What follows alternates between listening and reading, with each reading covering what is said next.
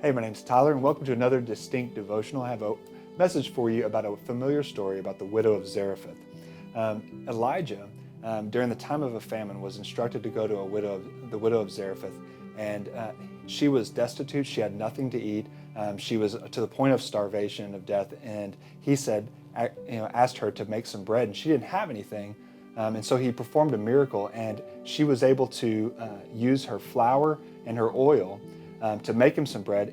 But not only that, it continued to supply her need until that famine was over. And there's a verse that struck me earlier this week. It was in verse 9. It says, and he's talking to Elijah here, it says, "Arise, go to Zarephath, which belongs to Sidon, and dwell there. Behold, I have commanded a widow there to feed you." In other words, what struck me about this is that God had already told the widow of Zarephath that she was to feed, Elijah. The calling on her life was placed beforehand, where we just kind of assume sometimes that it was later on in the story whenever Elijah asked her for it, but he had actually already called her to that. And he called her to it at a point when she had absolutely nothing. And I love that because it tells me that God's calling on your life is not always dependent upon your circumstances.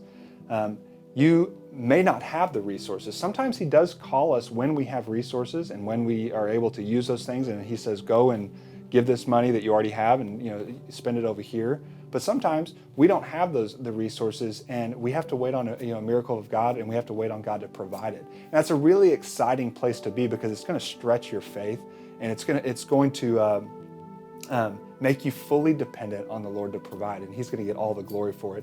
The second thing about this is that you get to choose how you respond.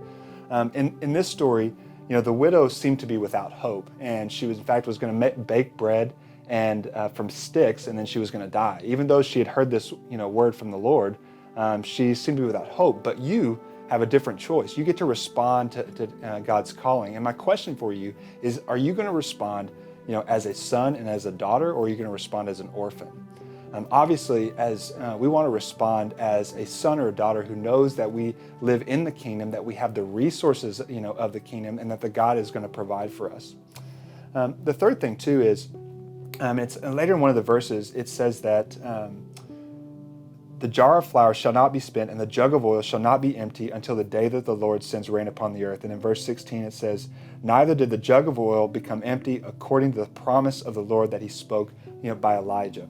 We can always count on God to deliver his promises. But the question here is do you believe God? I mean, oftentimes people will say, well, yeah, I believe in God, but do you believe what God says? Even Satan believes in God, right?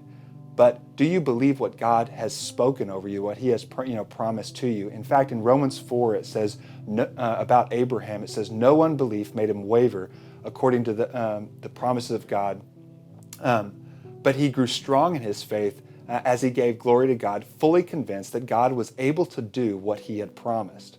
In other words, he was fully convinced that God was going to do what he said he was going to do. So I invite you today, no matter what the circumstances are, that God is going to provide the resources for you, that he's going to put you in a place that where you're going to build faith through his calling that's on you, even if you don't have the resources now. Thanks, and have a blessed week.